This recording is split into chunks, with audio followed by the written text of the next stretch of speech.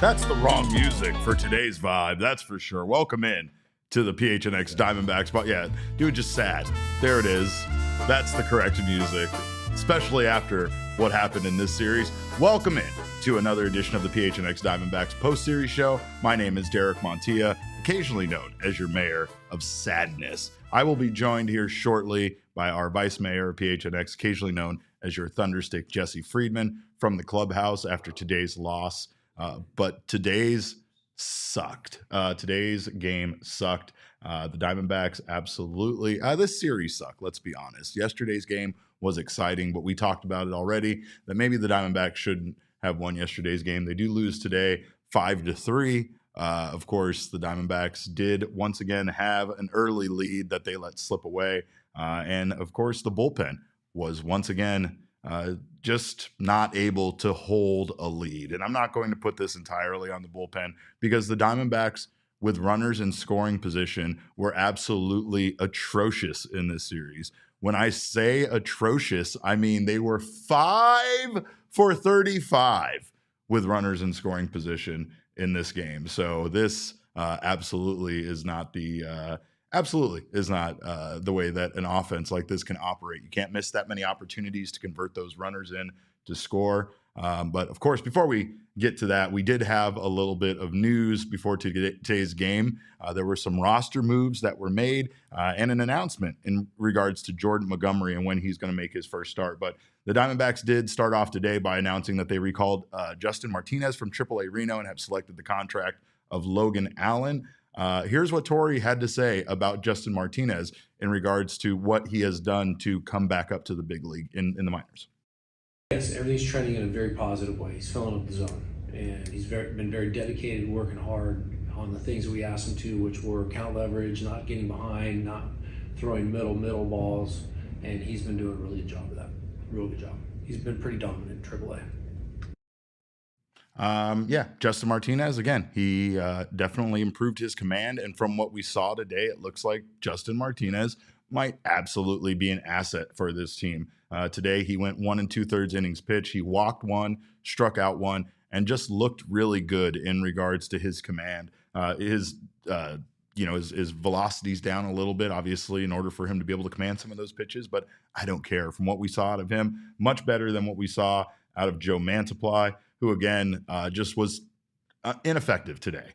His line, and some of it is the defense behind him. He got one out today, 1/3 of an innings pitch. He gave up 3 hits, 2 earned runs, walked one, let the runs score from Brandon Pfaadt. But just again, the bullpen, the Diamondbacks today tried to do everything they could to limit how much the bullpen was going to participate in today's game. And Brandon Pfaadt did an excellent job at doing that. He gave the Diamondbacks 7 strong innings, giving up 6 hits, 3 runs allowed, 2 of them earned. He didn't walk any. He struck out 6. He did just a great job of keeping batters off balance, and a lot of the Cubs under his pitches. He had a lot of pop-ups.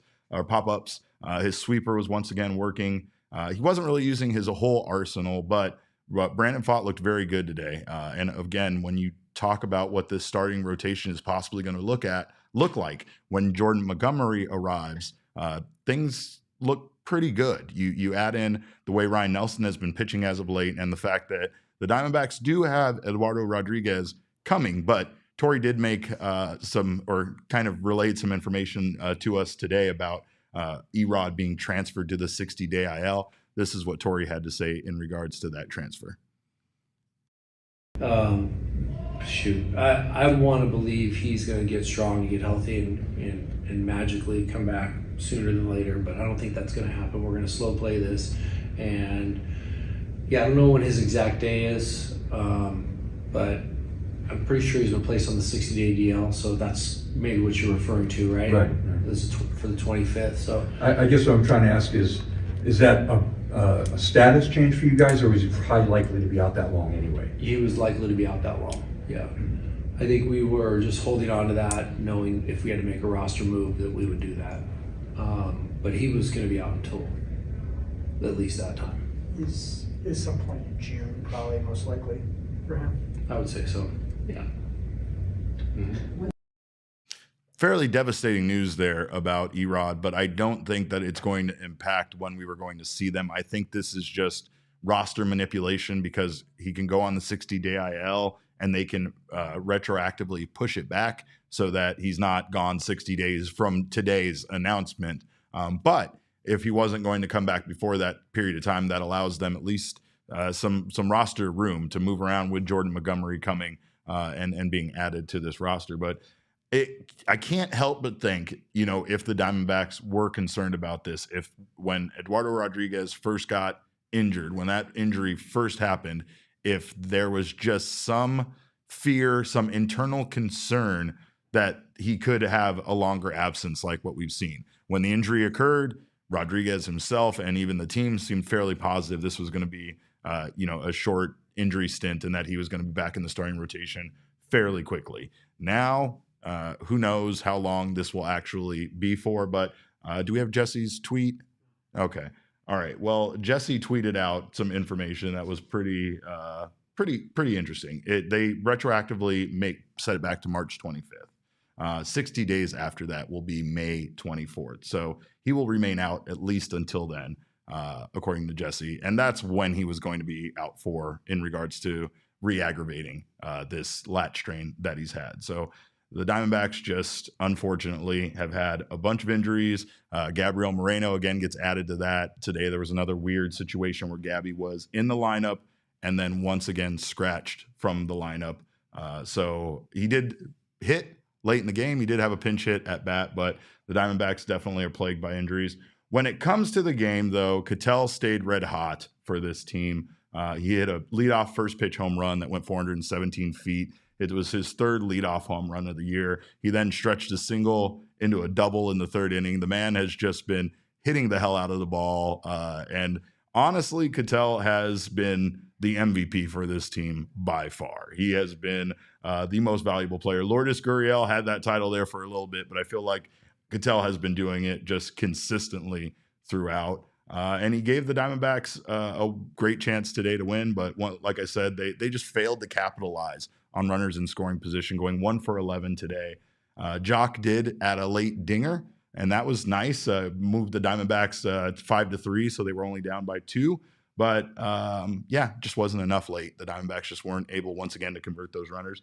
Jock, by the way, has been an incredible addition for this team. Jock has been working the count and seeing a lot of pitches.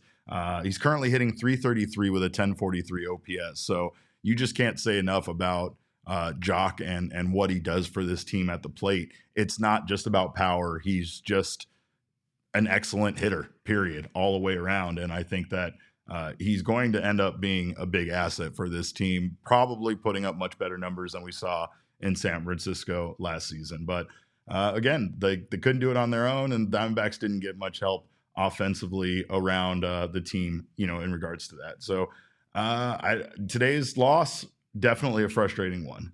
Corbin Carroll went 0 for 2. Lourdes Gurriel went 0 for 4. Christian Walker 0 for 4. Gino 0 for 4. A lot of 0 for days here on this list, and just not a lot of guys contributing offensively at the dish. Credit to the Cubs for what they were able to do. They made their mistakes, but they were able to overcome them. And, of course, the Diamondbacks still just can't get that consistency out of the bullpen. Like I said, I'm not putting this loss entirely on the bullpen.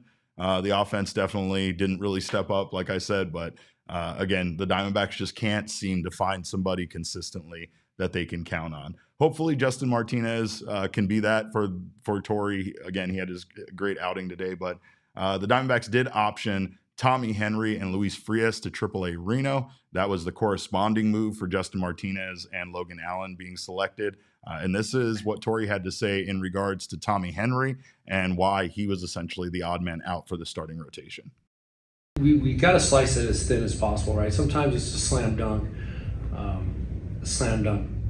decision that's made, and we all know those times. But these are hard decisions, right? We got 3 young pitchers that are still finding their way. I put Brandon Pfaadt in that category. He's still finding his way, and we felt like Tommy's lack of consistency, not really pitching beyond the 5th inning, and doing the things we know he's capable of doing was the main reason why. And we told him that, and I know that he's going to go down and find that consistency with his delivery and go and finish off hitters and not get into so many 3 ball counts or hitter counts. And we need him to get count leverage when he's standing on the mound. Oh man, I'll tell you, the Diamondbacks definitely need some consistency there from their starting rotation. And I mean, again, you get it today from Brandon Pfaadt, and hopefully you will get it from Jordan Montgomery when he makes his debut in San Francisco this Friday. I really hope that what we see is Jordan Montgomery from last year and not necessarily some of the results we've seen from Reno. I do know that Torrey and a bunch of people have talked about the fact that, for instance, Monty was working on a sinker and was throwing it a lot, and that does make it easy to smash the ball when you're doing that in the PCL. But I am encouraged by what he can bring to this team. Torrey confirmed Monty will start on Friday, and he gave an explanation as to why he slots in there, moving Zach Gallen and Merrill Kelly both back one day. This is what he had to say. We got to slice it as thin as possible, right? Sometimes it's a slam dunk decision that's made, and we all know those times. But these are hard decisions, right? Okay, sorry, that's the wrong video. We got Torrey confirming Monty starting on. Oh, all right. All right. Well, of course, we'll see how that impacts the starting rotation there at the back end. Ryan Nelson is slated to start the series against the Giants on Thursday, but of course, still some question marks in regards to Montgomery. Still some question marks as to what they're going to do with this bullpen right now. I think that the Diamondbacks are finding some guys here that can, obviously be be beneficial to the team. Some guys they're realizing they can't count on. I think yesterday's game is a perfect example of why it's so frustrating, though. You might write off a Miguel Castro, you might write off Scott McGough. I know some of the fans that watch this team have absolutely done that already, yet they have the outings that they had yesterday. And when you as a baseball organization see those guys capable of those outings, that's the potential you think you can get out of them if they can just do the little things right more consistently and come out there and give that night in and night out when you're a reliever. Or like I said yesterday, at least when you're not on, you're not completely off the way that we've seen these guys be. But the Diamondbacks still need bodies. They still need guys that have experience and are able to get this, keep this thing together here. So the Diamondbacks have had several leads. They've been able to put those runs up early. But they just have not had that support late in these games in order for the Diamondbacks to maintain these leads. They have, in fact, 78 hits the Diamondbacks have in innings 1 through 3, which leads Major League Baseball. They also have scored 50 runs in innings 1 through 3, again, which leads Major League Baseball. This team is not incapable of doing it. They're not incapable of scoring runs. They're just at times not able to win these close games. And there's going to be a lot of close games throughout this season. There's also that, we could talk about Jace Peterson and now the fact that I think he's hitting below let's see where Jace Peterson is currently at. 053 is what Jace Peterson is hitting. So can't really get it done when you have to rely on Jace Peterson being your last at bat in a crucial at bat like that. But no. So not Jace. Basically, no, not Jace. There's probably a lot of people that were surprised today to see that Jace Peterson was actually not one of those people that were sent down. But it does come down to the Diamondbacks kind of moving things around to get, Justin Martinez in to give this bullpen a little bit of a relief over this span before they immediately start their 4-game series with the Giants tomorrow. But speaking of that series, here is Torrey confirming when Monty will start and why he made that decision. Notes had it. So it'll be Nelson, Montgomery, Gallen, and Kelly in San Francisco. Why did you guys do it that way? Just fell on that day. We wanted to give Gallen and Kelly an extra day. Just let them get a little breather this time of the year. They don't need it, but the 19th was the target day for Jordan. I think he was set up for the 19th. He's excited about the 19th. That's what he was told when he signed here. That was the agreement that was made. So I think he's ready for this opportunity. He's circled that day on his calendar, and we're making room for that day. Oh, Piece of Yoshi said in regards to Jace Peterson, his one hit resulted in a run, and then he followed it up by saying, which is pretty funny. I don't find it funny. I guess our sense of humor is different, Yoshi. I don't find that funny. But what I do find is this team does need to, continue what I think they've done, which is move on from guys that aren't producing. But right now, it's a matter of the amount of injuries they've had stacking up. I think that if this roster was healthy, you probably wouldn't see Jace Peterson getting a crucial at bat like that late in this game. Unfortunately, it's just the matchup that Torrey decided to go with. Is it a great one? Is it a great idea to go with that matchup? Probably not. Probably wasn't. But sometimes you just are left with what you have in your arsenal or in your toolbox. But we do have to give our King Snake even for a loss. And of course, it'd be hard to give it to anybody else other than Ketel Marte. Ketel Marte went 3 for 4 today with 2 RBIs and that leadoff first pitch dinger.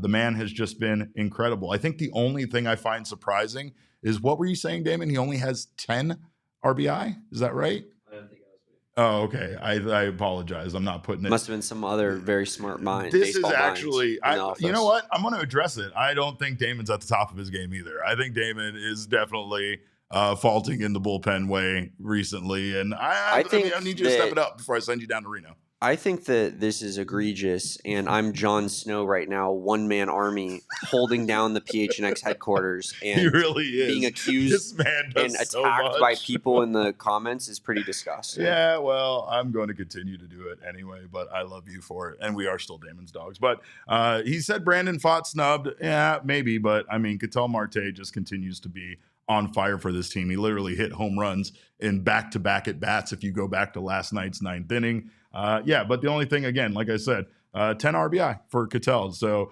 he's not really doing it with runners in scoring position. And honestly, a lot of the Diamondbacks players aren't doing it with runners in scoring position, which has been the big problem with them this season. Definitely the big problem in this series. We'll get into the count here shortly, but I still can't get over this. Game 1, the Diamondbacks are 2 for 11. Game 2, 2 for 13. This game, 1 for 11. It's egregious. The Diamondbacks, it's not a case of them not getting base runners on. It is truly a case of them just not being able to convert with those runners in scoring position. And I mean, again, that's something that's at least fixable. The potential is there for them to bust some of these games wide open. They just weren't able to do it here against the Cubs. So I don't know. They clamp up. I feel like the Diamondbacks clamp up. We need that clutch factor back. We need the Diamondbacks to be able to do the thing. And they were pressing the action today too. That's something else that I wanted to address. The Diamondbacks were definitely, Corbin Carroll got a stolen base. It was, I think, his 8th stolen base of the year. He's on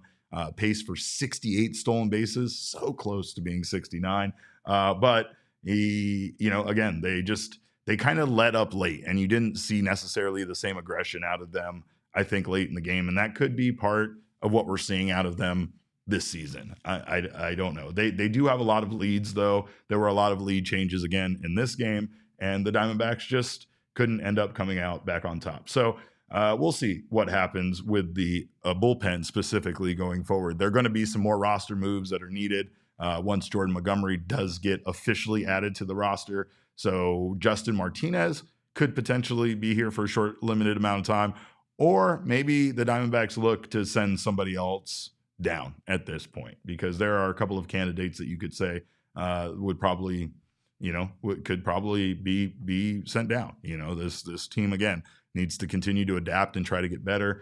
They just have a lot of injuries to get through. Once Paul Sewald comes back, I think we're all hoping everything returns back to normal when it comes to the bullpen. So that is on the horizon, not too far away.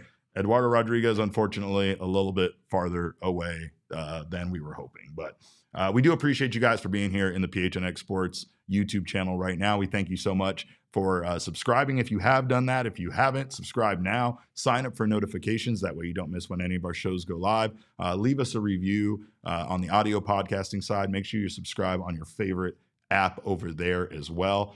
Gabby will stop by briefly, just briefly. He'll kind of pinch hit just to come in and tell you to drop a like here on the YouTube He's channel. fine to come tell you to drop a like, Right. but he's not fine to start. Yeah. I don't know. I kind of got to question that, but I am glad he's here, just like I'm glad all of you guys are here. Of course, I'm also very thankful for the Grand Slam Jackpot promotion right now by BetMGM Sportsbook. Every Friday, Saturday, and Sunday throughout the entire Major League Baseball season, you can get in on a weekly bet and get a promotion. Place a $10 or more wager on any player to hit a home run every weekend, Friday, Saturday, and Sunday. If the player hits a grand slam on that day, they can win you, meaning you, not they. The player doesn't get anything. What you get is you can win up to $50,000 in a daily prize or a share of that prize with every other winning bettor, meaning that if there are 4 people that put their put their bet on Aaron Judge to win it, you would split that $50,000 prize with 4 individuals. Right now, you can get down on that. Like I said, it's through the weekend, all Major League Baseball season long, so do not miss that promotion. If you're a new user, you can sign up right now using our code of PHNX. Just download the Sportsbook app on iOS or Android or visit betmgm.com. Sign up and deposit at least $10 into your BetMGM Sportsbook account. Place your first wager and receive up to $1,500 back in bonus bets if the bet loses. If your bet does lose, your bonus bets will be available once your initial wager is settled. Again, sign up for BetMGM, use bonus code PHNX, place that first sportsbook wager through the Sportsbook mobile app for at least $10. You will receive up to $1,500 back in bonus bets if the bet loses. Check out the show notes for full details, and now listen to Shane talk about the disclaimer. Bonus bets expire in 7 days. One new customer offer only. Gambling problem? Call 1-800-GAMBLER. Available in the U.S. Call 877-8-HOPE-NY, 467-369 New York. Call 1-800-327-5050 Massachusetts. 21 plus only. Please gamble responsibly. Call 1-800-NEXT-STEP Arizona. 1-800-BETS-OFF Iowa. 1-800-981-0023 Puerto Rico. First bet offer for new customers only. Subject to eligibility requirements. Bonus bets are non-withdrawable. In partnership with Kansas Crossing Casino and Hotel. See BetMGM.com for terms. U.S. promotional offers not available in New York, Nevada, North Carolina, Ontario, or Puerto Rico. Puerto Rico. It feels weird doing it alone. Of course, make sure to check out Gila River Resorts and Casinos. I think everybody in this room, just meaning me and Damon, could use a vacation right about now, but I don't know if he's agreeable to go on it with me. I think he very much is going to ban me from Honestly, this particular trip. I'm at the point right now where, yeah, you're even invited. Yeah, to Gila River let's Resorts and go. Casinos. It's a party, baby. Ski. Of course, Gila River Resorts and Casinos. No one does it better. That's why he's hesitant to take me. He doesn't feel like I deserve it, but we all deserve it, don't we? We all deserve a good time. We all deserve an authentic and immersive experience that Gila River Resorts and Casinos will give you. They have an unprecedented level of entertainment and excitement you won't find anywhere else with their state-of-the-art gaming floor. They have 800 slot machines, 15 blackjack tables, and of course, Arizona's largest casino sportsbook. Head to Gila River Resorts and Casinos and let them show you what next level is all about. You do you at Gila River Resorts and Casinos. Visit playatgila.com for more details. There are a lot of questions in the chat, by the way, in regards to injuries, and we have had some updates, but we don't really get any specifics on some of the injuries. For instance, with Paul Sewald, I don't know if there's been a decision made in regards to what the next step was, but he was going to throw, or he did throw a bullpen.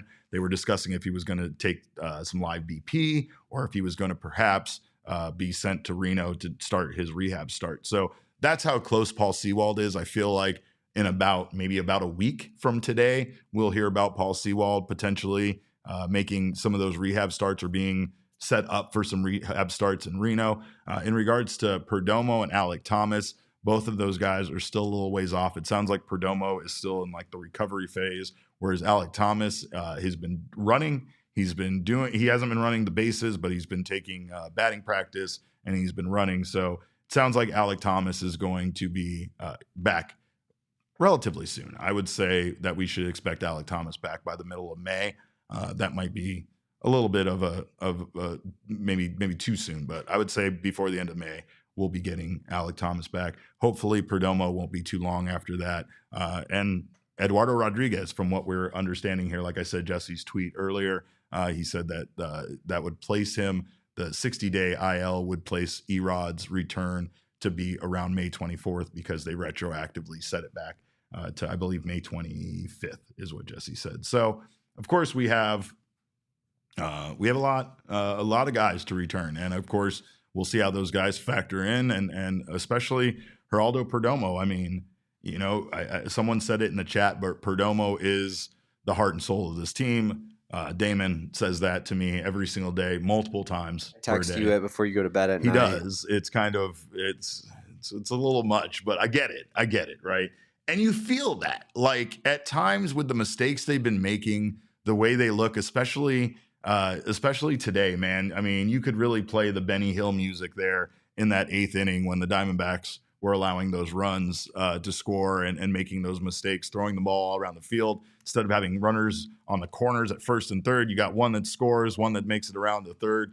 Just a lot of mistakes being made that you don't typically see this team make. And I guess you could say typical because they haven't been around very much. But, you know, going back to last year, their calling card was their defense. Their calling card was, you know, of course, playing fairly flawless baseball. And we are definitely not seeing them out of them this year. I think on the silver lining side, on the positive side, what you could say is because we're not seeing that yet, the Diamondbacks are still one game below 500 with a lot of missing pieces and a lot of sloppy baseball being played. If they can tighten things up along with getting those guys that they're missing back, this team could be as good of a team as we thought, you know, that they could be. And you know, the potential is there still, despite the fact that the results aren't.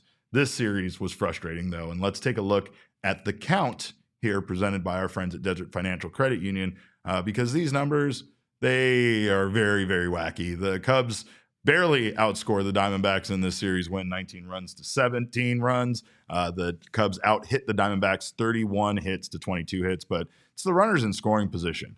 Cubs went 12 for 39. Diamondbacks go 5 for 35.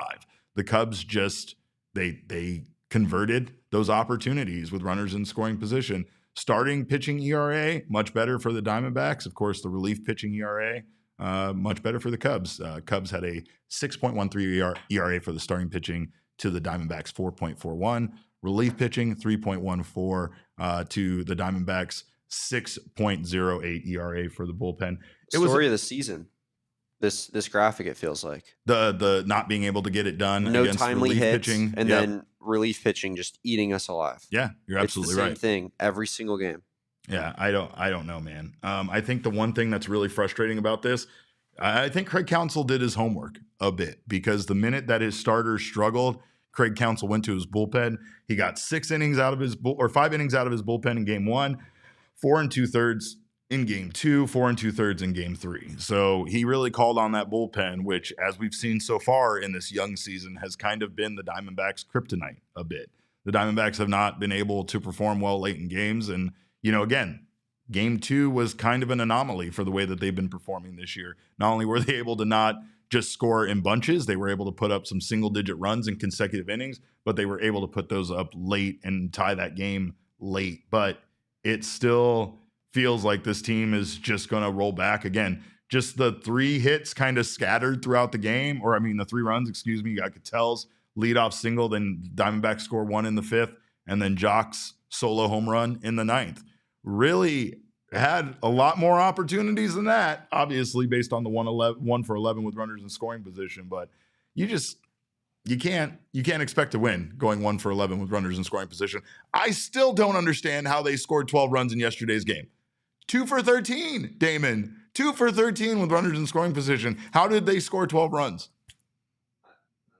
I don't know either. That is pretty shocking. I'd love to see the numbers on is that the worst that a team has ever hit with a minimum number of runners in scoring position that has scored a certain amount of runs. Right. Because there's no way that there's been more than a handful of games that have been worse than that. Yeah, I have no idea what the hell's going on, but we do have Jesse joining us here shortly from the clubhouse. Do we have any of the videos from the clubhouse yet? Okay. I know that he has Pfaadt coming in and talking a bit about the summer Mike Tauchman. Poor Brandon Pfaadt. Went out there and shoved today. 7 innings pitched. He's pitched decent, even in the game against the Braves where he gave up a decent amount of runs. He still pitched pretty decent according to most people. The poor guy just can't get a W. Yeah, I don't know. Ryan in the chat says, I miss the small ball and chaos ball that we play. Why can't we do that?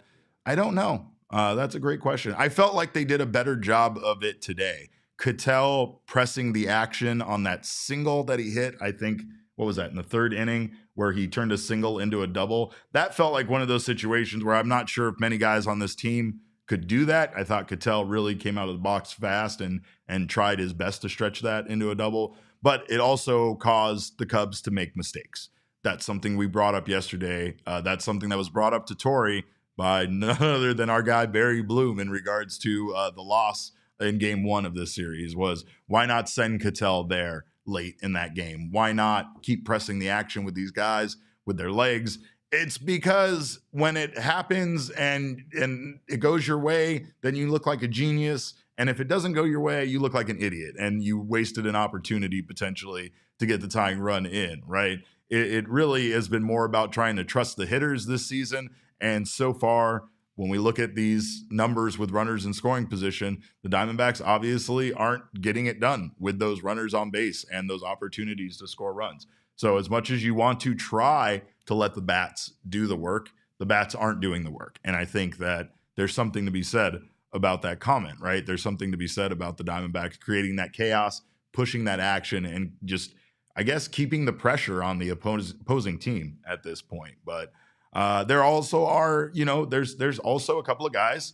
Again, I'm not going to, I know everybody wants to bash Jace Peterson, but man, let me tell you, the man is hitting 053 and is just basically and has been an instant out for this team.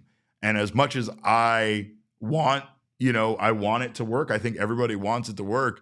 It does feel like, once again, the Diamondbacks are just not getting it done or Jace Peterson isn't getting it done to validate him still being in the lineup.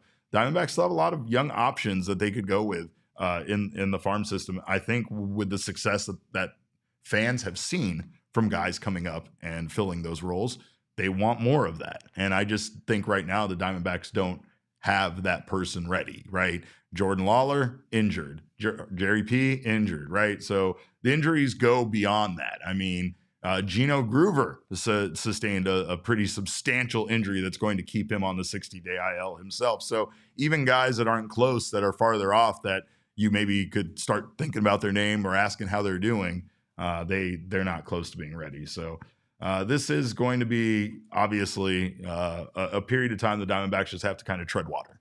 They have to get through this. They have to get to these reinforcements coming back and joining the team and helping them. And yeah, Colton Wong. Damon, by the way, been screaming for Colton Wong to come up here. So I don't really understand the point of signing him to a minor league deal. I guess maybe the idea there is that he still needs to kind of get some reps before they're ready to call him up to the major league club, right? So again, time, injuries, all of these things right now impacting the Diamondbacks. But I do feel like if they can get through this without having this substantially poor record after all is said and done, we're going to see them turn things around, right? But of course, we do have that sound you heard, that doorbell chime, is our one and only Thunderstick himself, Jesse Friedman, joining us here from Chase Field. We got some videos from the clubhouse coming, including Brandon Pfaadt and Torey Lovullo post-game. But Jesse, oh man, I've been going on and on about runners in scoring position, but this team is just not getting it done when they got ducks on the pond. They're not. 1 for 11 today, 5 for 35 in the series, as you've probably already discussed. It was pretty rough out there today, Derek. There were a lot of different opportunities, throughout this game. It felt like almost every inning, the Diamondbacks had a couple of guys on base with nobody out or one out, and they just weren't able to come through. And yeah, I mean, that's just been a trend for this team for a little while here, just really struggling to get big hits. The trend of not being able to get hits at all, really, in the last several innings continued today. The Diamondbacks just got the Jace Peterson home run in innings 7 through 9. Everyone else went down quietly. Hayden Wesneski was very, very good out of the Cubs bullpen today. That continues The other trend, of course, which is sort of the same thing of the D-backs struggling against opposing teams' relievers. This was, in many ways, Derek, the culmination of a lot of what's gone wrong for the Diamondbacks over these first 19 games. It wasn't just the runners in scoring position. It was also, of course, the bullpen struggling. Joe Mantiply, this was not a great outing for him, and it was made a lot worse by several more defensive mistakes that the Diamondbacks made in this one as well. That's probably the biggest story from today, honestly. I mean, the Diamondbacks made really 3 critical defensive mistakes. You could argue maybe even more than that throughout this game, and pretty much all of them were, directly tied to the Cubs scoring runs. It's yet another game, Derek, where you can ask the question, what if, and talk yourself into this game looking a whole lot different if the D-backs just avoid a few of those big moments. Yeah. I think Adam in the chat talked about the Diamondbacks could be 13-6 without some of those games that they kind of let slip by. And I think you could do that. You could nitpick throughout an entire Major League Baseball season on games that a team should have won. But this is feeling a bit more like an epidemic with this team. This is feeling more like an ongoing problem where I don't know what the reason is. I don't know where the dog in them is late. I mean, maybe the bark in the park caused that dog to be in there yesterday, but the dog has not been there late, Jesse, for this team. That goes for both sides of it. It goes for the offensive side of it, and it goes for the bullpen. I think, again, the more frustrating part isn't that when a bullpen is bad, they're just bad, and they're bad every outing. The more frustrating part is to get what you got out of Castro and McGuff last night, but then their next outing having them give up 3 earned runs, hypothetically, right? Like, it feels like this bullpen is all over the place as far as where Torey's trust level is in any individual guy. Right. I mean, and it's, if you have a struggling reliever, that doesn't mean they're going to be bad every time out. You are going to have certain guys who throw well, but with the way things have gone, like, you're going to have a couple guys who throw well, and you're going to have a couple guys who maybe don't throw so well. Today, I guess that was just Joe Mantiply with those 3 runs there that he ultimately allowed. But again, I mean, a lot of that was very closely tied to defensive mistakes. We have, I don't know if this clip is ready. We'll maybe get into it a little bit later, but Eugenio Suarez, I mean, the first batter of that 8th inning is Dansby Swanson, who reaches on an infield hit that I think Eugenio Suarez could have probably played better, maybe turn that into an out. And then you have the disastrous play shortly thereafter where Cody Bellinger hits a blooper into left field. Blaze Alexander and Lourdes Gurriel are both chasing after it. Blaze is, trying to make a what would have been a pretty epic sliding grab. He wasn't able to do that. It might have affected Lourdes trying to make a play on that ball himself. He winds up letting it go past him, and then the whole issue is compounded when Eugenio Suarez throws the ball into the outfield after it comes in. So yeah, it was an ugly. I mean, it was just yet another ugly moment, and it's hard to say exactly what happens in that inning if those mistakes are not made, but it's, again, not all that hard to talk yourself into a very different outcome in that frame if the Diamondbacks make the plays that they're supposed to make. I hate to pull rank on you here, Jesse, but I'm pretty sure that play you're talking about was Jace Peterson, not Blaze Alexander. Wasn't he removed from the game by that point? Or are you talking about, I think Jace was in there for that play, not Blaze. I have to protect my baby. I am the founder and proprietor of the Blaze Alexander fan club. I have to protect my baby boy whenever I can. And I think this is an instance where I need to step in and mama bear this situation. Did I say Blaze? You did say Blaze. I meant, okay. I think I meant, I think you're right. I believe I meant Jace. He dove Blaze for it didn't, and missed it. Blaze right? didn't play shortstop at all in this game. Correct. He was a DH. Yeah. So, yeah. All right. Good. I just want to make sure I have to. It's like him with Perdomo. He has to do that thing. I have to do this thing. But of course, Brandon Pfaadt, very good today. Gave the Diamondbacks 7 innings strong. It's exactly what you would have asked to get out of him. But it still feels like a frustrating outing overall because he doesn't get much run support. And, you have Joe Mantiply come in and allow that run.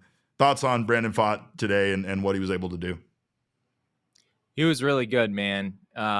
He was dotting the strike zone. I believe he threw first pitch strikes to, I believe it was either 14 out of his last 15 batters or 15 out of his last 16. He was just really pounding the zone, getting ahead of basically everyone. He didn't walk a batter in this game. He had 6 strikeouts. This was a really good outing from Brandon Pfaadt. And I know he still gave up 3 runs altogether, 2 of those being earned. He made the mistake to Cody Bellinger, a sweeper that just got a little bit too much of the plate. Yeah. But all in all, I mean, this is exactly what you're hoping for. And it's a reminder that there's a world in which if Ryan Nelson is able to really turn things around after this new cutter that really seems to be working for him, there's a world where this Diamondbacks rotation is pretty darn good, right? If Pfaadt can kind of settle down and be more of the pitcher that we believed he could be, if Ryan Nelson takes that next step, you've got Jordan Montgomery joining the rotation, of course, on Friday. It's a pretty darn good group 1 through 5, or at least it has the makings of being a darn good group 1 through 5, and Pfaadt is certainly a big part of that. Well, we have Pfaadt here from the clubhouse talking about not pitching to Tauchman differently with man on base here.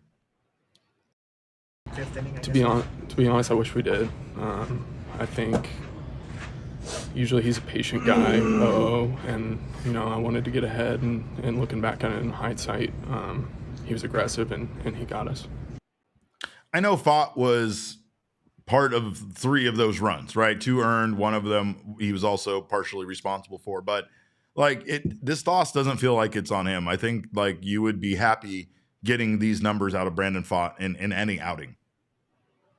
100%. Yeah. And the context of that quote there from Pfaadt, of course, it was the 5th inning where Eugenio Suarez made a fielding error on a routine ground ball, allowed Nico Horner to reach. And then the next 2 pitches were just destroyed. And, suddenly the Cubs had turned that around into 2 runs. And Pfaadt, as you heard there, is talking about how he wishes that he had pitched Tauchman a little bit more carefully with a man on base. I think felt like he was maybe a little bit too aggressive. He wound up throwing a pitch right down the middle, and Tauchman did not miss it. Tauchman hit it into the gap for a double, scored Nico Horner. And it was not a great outcome from there, right? The very next batter, it's another pitch pretty much right down the middle. Yan Gomes hits it for an RBI single. And suddenly that turns into a couple of runs. Torey Lovello did also kind of wonder after the game if Eugenio Suarez doesn't make that error, if it's out number 1 as it should have been, does that put Pfaadt at ease a little bit more? Did the error kind of affect him mentally or whatever out there on the mound? Of course, there's no way to know. But yeah, that was an unearned run, and I mean it was that run. It was the 3 runs in the 8th inning that were. And I mean, they weren't technically unearned, but you could really talk yourself into those runs not happening if the D-backs tighten things up defensively and Joe Mantiply makes some pitches. 3 errors. 3 errors. This was. I mean, the Diamondbacks last year, Derek. It felt like the D-backs would go 10 games without making a single error. Right. It was a rarity for this baseball team. 3 errors in a month is what it felt like you would get out of the Diamondbacks, and I addressed that earlier, but that really does feel at times like one of the things that really is the difference here. I feel like they are better in several ways, but they're also worse when it comes to areas that was a strength for them last season. A strength for them last season was playing fairly flawless baseball. You didn't really yes, we had the bullpen issues around this time in the year and a little bit going forward, obviously, but it wasn't the bullpen exclusive, or it was the bullpen exclusively. It felt like it wasn't because of the Diamondbacks making additional mistakes that then were compounded and made it harder on the bullpen, like what we're seeing this season. Because I feel like that is the case. You could even say that today, obviously, about Joe Mantiply's outing. I put the bullpen woes persist in the title today. Yet it's not really. It almost feels like it's not on the pitching as much as it was on the fact the Diamondbacks went 1 for 11 with runners in scoring position. Yeah, I'm not going to say that Joe Mantiply pitched well, but I mean, if we just run through that 7th inning real quick, I mean, it starts off with, I guess he gets Ian Happ to ground out, right? Or sorry, it's the 8th inning I'm talking about. Yeah. The 8th inning, he gets Ian Happ to ground out. So that's out number 1. Dansby Swanson hits a slow roller to third base, which Eugenio Suarez probably should have been able to make a play there, or at least made it more compelling than it was. I do think it was a playable ball. If he's able to do that, then it's 2 up, 2 down. The next hitter is Cody Bellinger. That should have just been a bloop single, which is unfortunate. But I mean, that's Lourdes Gurriel to just be able to pick up that baseball and get it back in. So theoretically, you just have a runner at first with 2 outs. and you're not intentionally walking Christopher Morel after that to get to Michael Busch, it changes the whole complexion of the inning. It really, if the D-backs do what they're supposed to defensively, you really might be looking at a 0-run 8th inning. And of course, we also talked about in the 5th inning, the air that started that run for the Cubs, that was an unearned run. You could pretty easily talk yourself, Derek, into the Cubs only really scoring 2 runs in this game, that the Diamondbacks didn't assist them in scoring. And this is yet another game, right, where you can, the D-backs on paper, I mean, if they do what they're supposed to do defensively, they really have a good chance to come away with a win. And considering how the game on Monday ended with the wild pitch that allowed Nico Horner to score from second base, where if that doesn't happen, Kevin Ginkel completes the save, and that's a win for the D-backs. I mean, there's a fine line here between the D-backs losing 2 out of 3 as they did and possibly sweeping this series. They were in all 3 of these games. Absolutely. And you could say that about all the games this season. The Diamondbacks have just been in all of these games, especially, they're not getting blown out in the losses. They're just blowing the losses. They're just, most of the time, they're games where they had a lead at one point in the game and they blew it, and that's, obviously that's a big part of why they're in the position that they're in right now. But another big part of it is that games get harder late, right? And they're just not very good late in games. They're not good when the pressure is on. They seem to be very good when the pressure isn't there, but they don't seem very good when things are getting tight, when, the opposing team is mounting a comeback. It feels like they get very passive, right? I will say, I'm going to ask you this question as tactfully and professionally as possible. Jesse, why does Jace Peterson keep getting at bats? Yeah, I had a feeling we'd have that conversation. And Torey Lovullo was asked about that after the game. I don't know if we have that. We do have the clip. Do we have that clip available? Yeah, here's what Torey had to say about Jace. I know you all want to hear it. I'm looking at controlling the zone. I like certain matchups against certain guys. I think that righty's a little could be tough on righty, and we have a lot of information that tells me that isn't a great matchup for certain right-handed hitters in our lineup, and it strongly favors a lefty. But we got to get Jace going somehow, right? I got to give him something. I got to give him a try. I can't run from him. I don't think he believes that. I know he's saying those words. I don't think he believes it. I'm just going to say that. But I mean, I think as a manager, it's sort of, I think Diamondbacks fans are maybe misplacing their disdain at Torey Lovullo. I mean, the fact that Jace Peterson is on the roster, Torey Lovullo is the manager of his team. Like, he does have license to do what he wants and play guys when he wants, but he also doesn't, in a sense. Like, I don't really think Torey Lovullo can go out there and just literally never play Jace Peterson, which is what this fan base may want right now from what I'm seeing on Twitter and whatnot. That's just not the reality of being a big league manager. Like, if someone is on your roster, you know, they're presumably there for a reason, whether they're productive in that role or not. And yeah, I people who are wondering why Torey pinch hit for Kevin Newman there, I certainly understand why people would be questioning that decision. You do get theoretically a better matchup with Jace against a right-handed pitcher. Sure. But then, a couple of innings later, Drew Smiley's on the mound, and then you have Jace Peterson left on left, which you could argue is an even worse matchup than having Kevin Newman face a righty earlier in the game. So, and defensively, I also think Kevin Newman is not a great defensive shortstop, but he's logged a lot more innings there in his major league career than Peterson has. Right. So you could argue that Newman is really the better shortstop option defensively too. So yeah, I mean, it kind of is what it is. I mean, if Jace is on this roster, Torey is going to play him sometimes. I mean, the fact that he's 1 for 19, if Jace is still on this team, the way to get a 1 for 19 guy out of a slump is not to just sit him indefinitely, right? That's fair. So I can understand where Torey's coming from in that regard. That's fair. And I'm going to build on this and say that at times during these stretches, especially at this point of the year, it's not to say these games aren't important, but they do want to see if these guys can turn it around. And at times, they know guys slump, but can you find a way to have good at bats? Can you find a way to have productive at bats, even if you're slumping? Can you find a way to contribute to this team? That's the thing right now about Jace, is it doesn't really feel like he's having good at bats. Jock, I talked about earlier, Jock just every single at bat Jock Peterson has feels like a lengthy at bat. Every single time he goes up there, I feel like he's working the count. He's seeing a lot of pitches. He's giving himself a better opportunity to hit a mistake and just to see more pitches, right? But most importantly, he's having productive at bats. So even in and out, he still made that pitcher, throw 7 to 10 pitches, and it feels like, that he's going up there and battling every single time.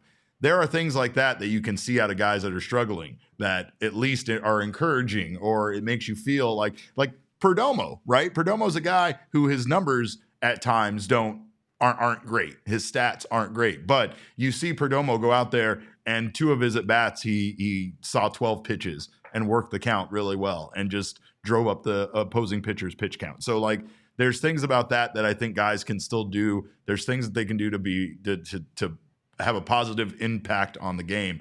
I'm just not seeing that out of Jace. And I know he's frustrated. I'm sure he's frustrated. He knows he's 1 for 19. He knows what he's hitting. It's just it's one of those situations where, and I hate to be all conspiracy theory about it, but what Red Mage 08 said makes a lot of sense. And that is, you play him either till he turns things around or until it exposes him enough that Mike Hazen has no choice but to do something about the roster when it comes to Jace Peterson being on it, right? It's just not that easy. It's not that easy. They just don't have that many options right now. Yeah, I mean, that's the thing is if, the Diamondbacks can't just send down Jace Peterson, you would have to designate him for assignment. He likely goes to another team and you're still paying his contract for the year, which I'm not saying that's a completely implausible scenario. I mean, maybe the D-backs would consider doing that eventually, but you have to look at, all right, if Jace is going out, then who is replacing him? And right now, in AAA, I think Colton Wong is probably the only obvious guy that I could think of. Right. And he just started playing AAA games in Reno. He did spend most of spring training with the Baltimore Orioles. So he has been at least engaging in baseball activities for a good portion of the last month or two. But if you look at Colton Wong's numbers last season, he was not a whole lot better than Jace Peterson was. And Jace Peterson has more defensive versatility. Peterson give the D-backs some coverage at first base. He's played shortstop, which is something that Colton Wong, I believe Wong has logged 1 career inning at shortstop.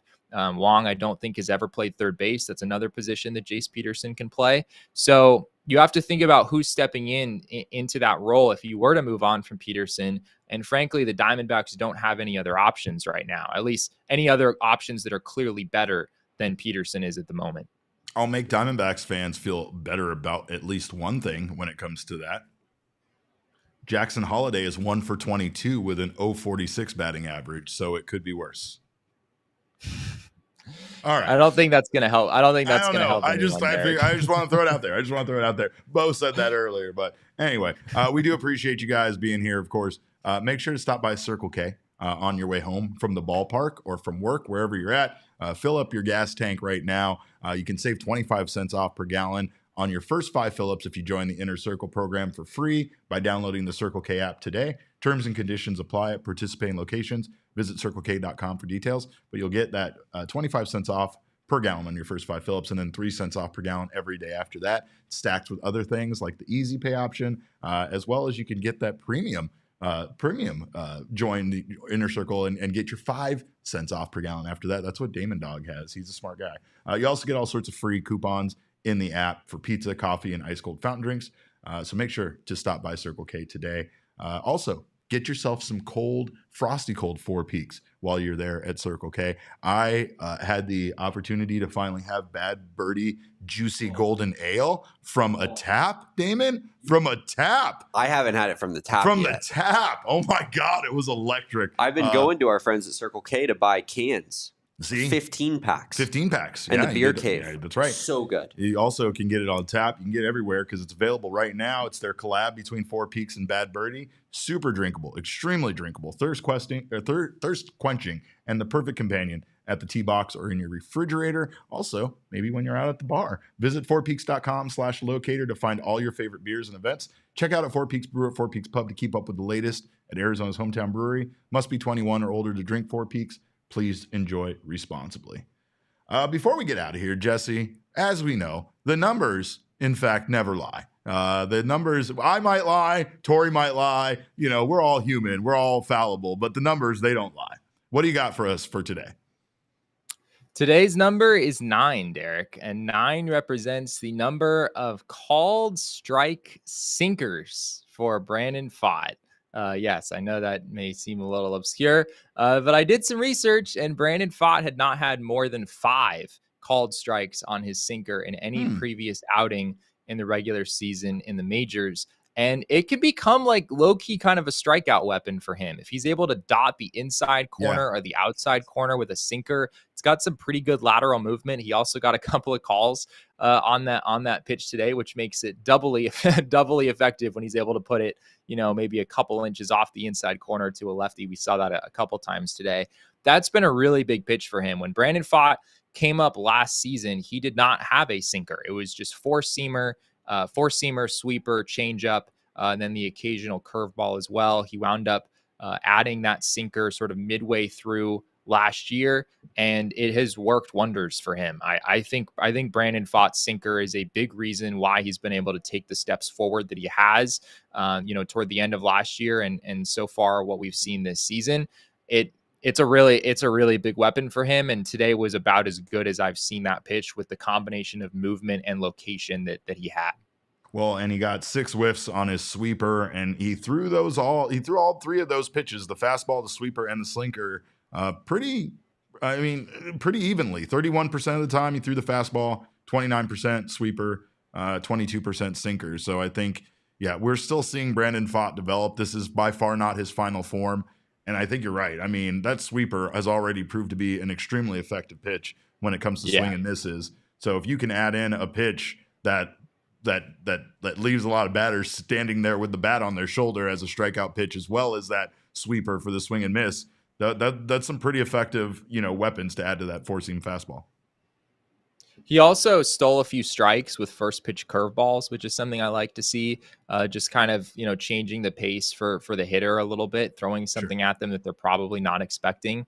That was effective for him today. And I continue to be intrigued at, what it could look like if he really gets the changeup dialed in. He hasn't seemed quite so confident in that pitch here in the early going of the season. It sort of came and went for him last year. So if he's able to get the changeup to a point where it's a consistent offering, especially to lefties, that would really take his game to even another level. But as it is with the sinker doing what it's done, I think he's a pretty good starting pitcher with the mix that he has.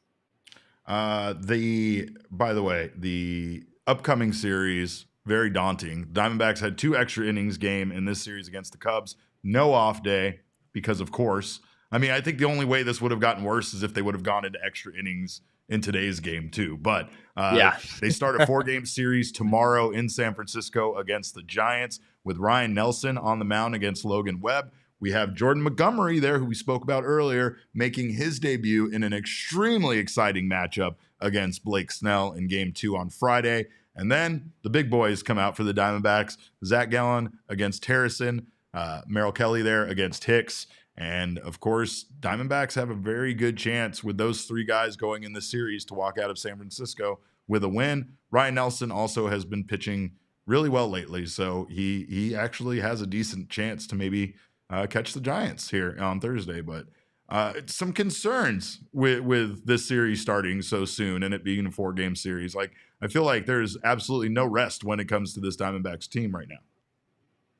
It is really helpful that Brandon Pfaadt went 7 innings today. Torey Lovullo, of course, very complimentary of that after the game. D-backs have only gotten 9 1/3 total from their starting pitchers the past 2 games. So for Pfaadt to cover 7 innings today, just enormous for the bullpen. I think the D-backs bullpen is actually in a pretty good spot going into that series in San Francisco. Just about everyone should be available on Thursday.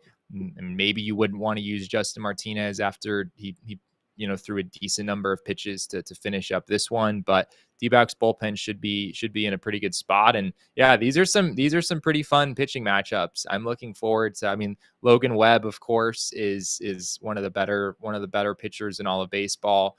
Ryan Nelson, as you said, was pretty good in his last outing, and it'll be interesting to see if he's able to continue on a roll with that cutter. He also, I was there in San Francisco when Ryan Nelson pitched there toward the end of last year, and I want to say he threw 7 innings of 1 run ball or something like that. It was one of his best outings of the year. So he has some positive history in that ballpark. Of course, Zach Gallen and Merrill Kelly, along with Jordan Montgomery, starting in that series as well. So should be a lot of fun to watch.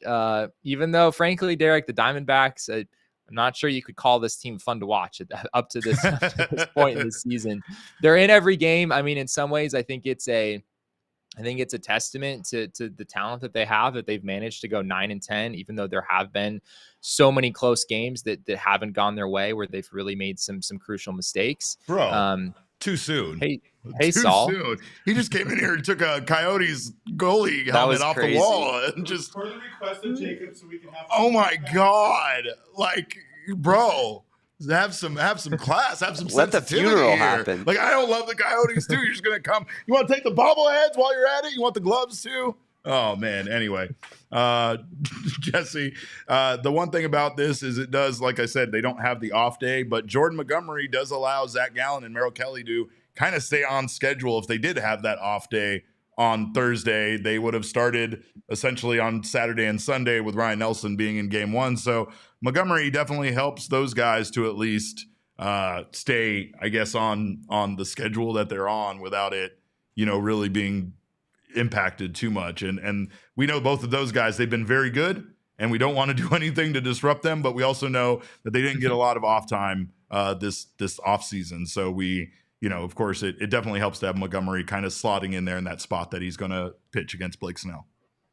Yeah, I mean, it's basically like the Diamondbacks just have one turn through the rotation where there's 6 pitchers. Jordan Montgomery is essentially just sliding in as a 6th pitcher prior to the next turn through the rotation. So it does give Zach Gallen and Merrill Kelly an extra day. It pushes everyone back. So I guess that could be viewed as a good thing, just given, as you said, the workload that those guys are coming off. Certainly imagine the D-backs aren't too disappointed with that. But yeah, I mean, I'm excited. It's just so you don't normally have teams add players that are as good as Jordan Montgomery like several weeks into the season. I mean, that's like your marquee trade deadline addition. And for the D-backs, this is obviously a move they made right before the season, and it'll be really, really interesting to see what this rotation looks like once he's in it. And then hopefully about 30 days later, maybe a little bit beyond that, we have Eduardo Rodriguez joining in the starting rotation. And I mean, I know that the time frame on that is all over the place, but I still can't help but speculate, if the Diamondbacks were concerned when they did pick up Jordan Montgomery, that this Erod injury could go the way it did. I know they've said several times that did not impact their decision, but you can't help but get a diagnosis from a doctor that says it might be short-term, might be long-term, and not have that, maybe drive you to get that deal done with Jordan Montgomery. Of course, all 29 baseball teams should have got that deal done with Jordan Montgomery. I'm just glad the Diamondbacks did. And I'm glad that they have with the problems that they're going through right now. I'm just glad that they have those reinforcements on the horizon. I think Diamondbacks fans should be encouraged by that. And I think that that's something, we have to look forward to, at least no matter how much they're struggling right now. We know they're going to get their guys back. I mean, you saw the ERA for Blake Snell early in the season on that graphic. Yes. Can we pull that up one more time? What was it? It's our 12 point something, 12.86. Yeah. Yeah. I mean, Blake Snell has really struggled to start the year. And obviously that doesn't necessarily mean that Jordan Montgomery is going to as well, but it is reasonable to wonder, like, what does it do to a player's progression to open the season when they don't sign until so late, and their spring training is essentially a couple of rehab starts in AAA. It's not really the same buildup that those guys are used to doing on a year in, year out basis. So, for the betterment of just baseball in general, I hope that Blake Snell can get back on track. And, for the D-backs, hopefully Jordan Montgomery looks like. You shouldn't hope that. You should not hope that at all. For the betterment of nothing, Jesse. That is a National League West opponent. Get your priorities straight. But I do say, building on that, I hope Jordan Montgomery isn't impacted by not only this offseason, but what happened with him, with Scott Boras, him having a new agent. I know that's all business, and I know a lot of these guys are able to separate those two and still perform at a high level. You just can't help but wonder how much his mental state is impacted by being dissatisfied with this deal. You don't know how much it's going to impact his ability to perform and be an asset for the Diamondbacks. He feels like the kind of guy that you can rely on. Plus, he does have the fact that this is a one-year deal, and he is performing. He is on a contract year, essentially, to try to get the money that he does want, the years that he does want. So he has all the right motivations to perform well this season. You just don't know if it's actually going to translate, or maybe how long it's going to take for him to get on track. He might go through what Blake Snell's going through. Hopefully he doesn't, because the Diamondbacks really, really need him to be locked in and to be an asset for them with the way things are going right now.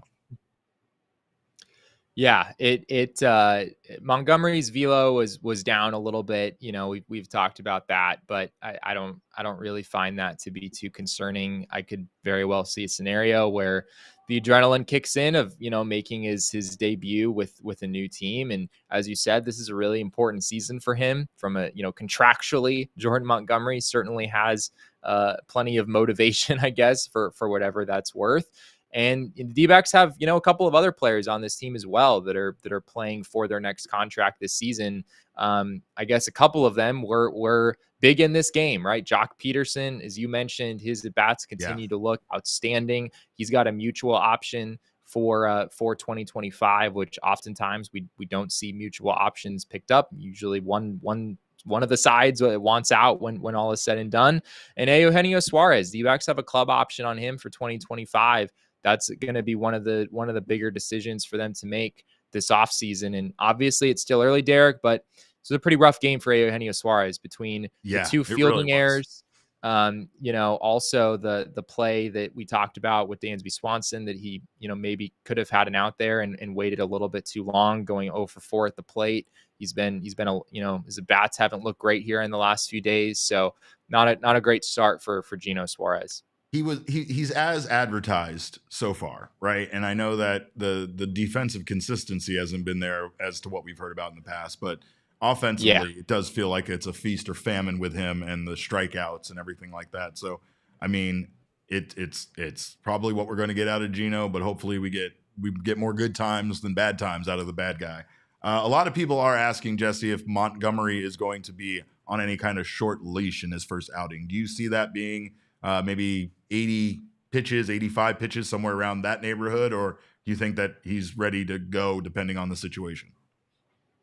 Yeah, I don't know. I don't have it in front of me how many pitches he threw in Reno. I think he was scheduled to go 5 and 75, something around there. Obviously, he was not able to make it through 5 innings in that game, but I think he was still pretty close from a pitch count standpoint. So I don't think it's a super tight leash, maybe 90 pitches, something like that. But the D-backs, given that this is his first actual start, and the fact that his ramp up has been pretty weird at this point, I wouldn't be surprised if they were on the conservative side with how he's used on Friday. Do you have anything else from the clubhouse before we let you go? Yeah, that's about it. Brandon Pfaadt was, certainly glad to have been able to pitch the number of innings that he did. But other than that, wish he'd been able to execute in a few key moments. And I think that has been a trend. Like, we've talked about how Brandon Pfaadt has pitched better than his numbers up to this point in the season, but there is something to be said for making pitches in big moments. And, a guy reaches on an air and to start the 5th inning, like, that is sort of a big moment as a pitcher where you have to keep your composure and stay locked in. And Brandon Pfaadt threw a couple of pitches right down the middle. So that is something for him to continue to work on, is just making those pitches in the biggest spots of the game. But by and large, this was a really good day for him, and just, an unfortunate loss for the D-backs. They just continue to lose a lot of games that it feels like they could have won if they, they did some of the little things right. That's it right there. So got to make sure you do the little things right. And of course, part of that is in regards to your life, by the way, not judging you at all, but get your finances straight is what I'm trying to say. And you can get your finances straight with Desert Financial Credit Union. For more than 84 years, Desert Financial has been Arizona's largest, most trusted local credit union. They got me started on my home ownership journey, and they can help you as well. The Desert Financial team are financial experts, and they are committed to helping their members in the community and offer financial solutions tailored to helping real people achieve their financial goals and dreams. Right now, when you open a free checking account online, you get $200 in bonuses. Get started by visiting desertfinancial.com/200 today.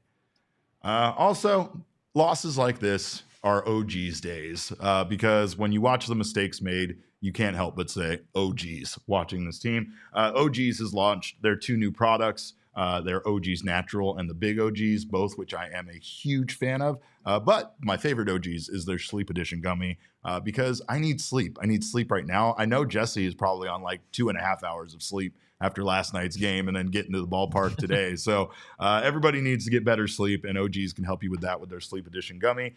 Right now, you can learn more about OG's gummies and where you can find them. Head on over to ogsbrands.com. Must be 21 or over to enjoy, and please enjoy responsibly. Well, that's all we have, but we will be back tomorrow with our 1 p.m. show, so make sure to join us for that. I guess we'll be prepping and talking about this upcoming series with the Giants and have so much more, including our power rankings for you. So make sure to stop by tomorrow at 1 p.m.